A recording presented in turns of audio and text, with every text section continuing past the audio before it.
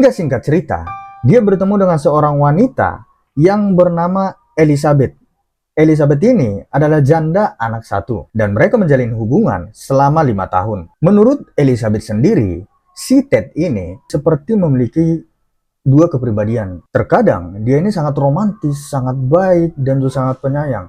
Namun, ketika mereka berantem, si Ted ini sering marahnya luar biasa. Dan dia sering menyuruh si Elizabeth ini untuk pergi keluar dulu.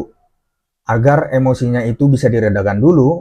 Setelah reda nanti, baru si Elizabeth ini disuruh masuk kembali. Dan ternyata, selama mereka berhubungan, si Ted ini sering keluar malam. Pergi malam, pulang pagi, pergi malam, pulang pagi. Ternyata dan ternyata, si Elizabeth ini, dia gunakan hanya sebagai alibi. Bahwasanya, dia memiliki seorang pacar, tempatnya tinggal, tempatnya pulang. Gitu. Namun malamnya, dia akan beraksi, melakukan pembunuhan kepada korban-korbannya.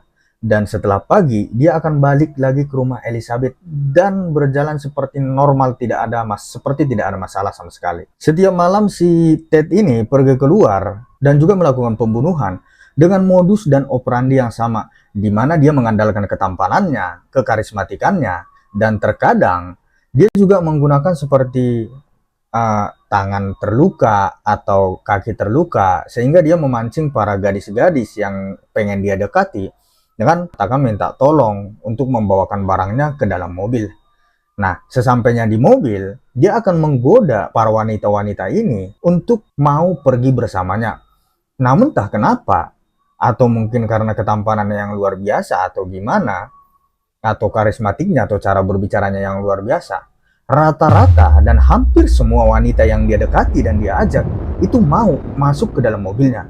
Nah, disinilah si Ted ini melakukan pembunuhan dengan cara memukul kepala korbannya dengan menggunakan linggis hingga meninggal dunia. Diberitakan atau diceritakan bahwasanya sebelum dia melakukan pembunuhan ini, dia juga memperkaos korban. Kita tidak tahu itu diperkaos atau memang mereka mau sama mau, setelah itu baru dia bunuh. Dan setelah dia bunuh, dia akan membawa si mayat ini untuk dieksekusi lagi ke suatu tempat yang sepi. Sehingga dia eksekusi dan seluruh mayat ataupun korban yang telah dieksekusi si Ted Bundy ini, dia akan memotong kepalanya dan dia membawa ke apartemennya. Apartemennya ini apartemen tersembunyi dia dari si Elizabeth. Dia akan membawa ke